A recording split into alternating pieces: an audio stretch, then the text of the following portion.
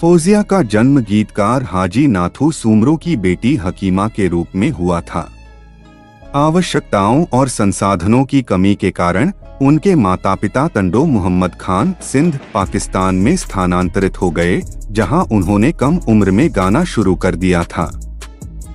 फौजिया ने अपने रूढ़िवादी परिवार के कारण 16 साल की उम्र में विवेकपूर्वक गाना शुरू कर दिया था।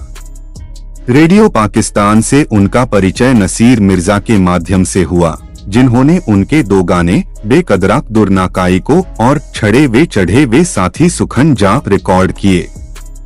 ये 2 गाने तुरंत हिट हुए और उन्हें प्रसिद्धि दिलाई। उन्होंने थारी और मारवाड़ी में गाना गाया। सूमरो ने पार्टियों, वर्षगांठों, शादियों और सभा के अन्य अवसरों पर प्रदर्शन किया।